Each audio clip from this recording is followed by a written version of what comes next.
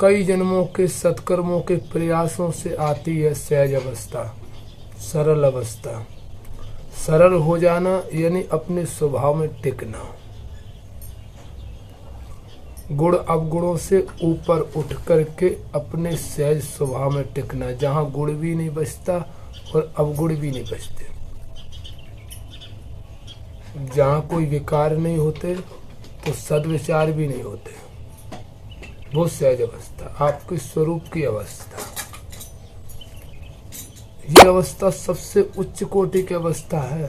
सुनने में भले सरल लग रही हो, सुनने में भले ऐसा लग रहा हो कि ये कुछ भी नहीं है, पर जहाँ कुछ भी नहीं है वहीं सब कुछ संभावनाएं प्रकट होती हैं।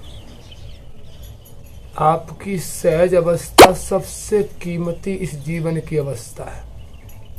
सहज हुए बगैर कोई प्राणी इस पृथ्वी पर सुखमय और ज्यादा दिन तक जी नहीं सकता। ऐसा कोई मनुष्य नहीं है जो दिन में कई बार सहज होता न हो।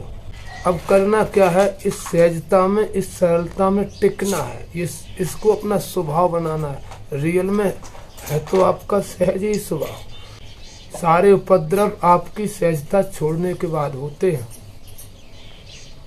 आपका स्वभाव सहज है और सहज अवस्था में आप कई बार आते भी हो पर टिकते नहीं हो। अपने स्वभाव में, स्वस्वरूप में टिकने का अर्थ है सहज बने रहना और सहजता का अभ्यास निरंतर करना। आपके अंदर जब तक विकार उत्तेजित हैं तब तक आपको नींद नहीं आ सकती। सहज हुए बगैर नींद नहीं आती। जो लोग सहज नहीं रहते वो अनिद्रा के शिकार हो जाते हैं। सहजता के लिए आपको विकारों को छोड़ना नहीं है, अपने स्वरूप में आना है। आपका स्वभाव क्या है, उस स्वभाव में टिकना है।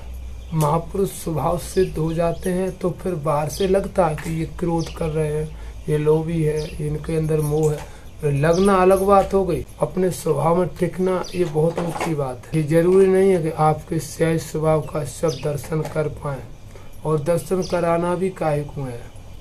आपका सहज स्वभाव आपका स्वभाव है। सहजता जीवन का परम लक्ष्य है।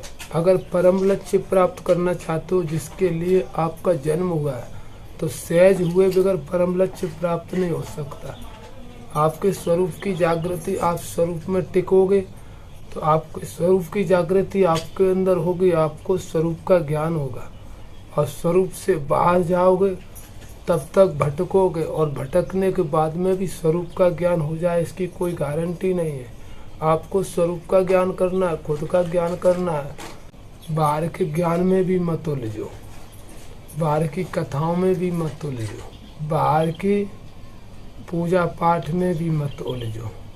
हम नहीं चाहते कि तुम बाहर भटको, लेकिन बाहर जो हो रहा है उसका विरोध करने के लिए भी हम अनुमति नहीं देते। जो लोग मंदिर पूजा कर रहे हैं, जो लोग वेद शास्त्र पढ़ रहे हैं, सुन रहे हैं, उनका विरोध भी तुम नहीं करो, क्योंकि जो तुम्हारे अंदर है वही उनके अंदर भी है, समान है, बराबर है।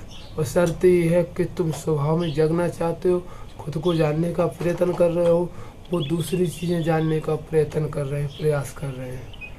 प्रयास सबके अलग अलग है, लेकिन विरोध करने लायक कोई भी नहीं है इस दुनिया में। हम काहे को काहू का विरोध करें। हम अपने स्वभाव में जगें, हम स्वरूप को पहचाने कि हम कौन हैं और हमारा लक्ष्य क्या है। इससे ज़्यादा बड़ी मुक्ति दूसरे साधनों में नहीं है। सरलता में जो है वो सब कुछ आ जाएगा।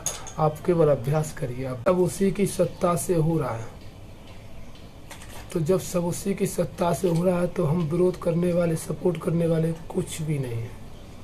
इस दुनिया के लिए हम कोई मायने नहीं रखते। हम किसी का सुधार नहीं कर सकते, किसी का बदलाव नहीं कर सकते, किसी का विरोध नहीं कर सकते। हम जो हैं वही हो जाएं। हमारा स्वरूप है, उस स्वरूप में हम जागृत हो जाएं, और इस जागृति का प्रचार प्रसार भी हमें नहीं करना है।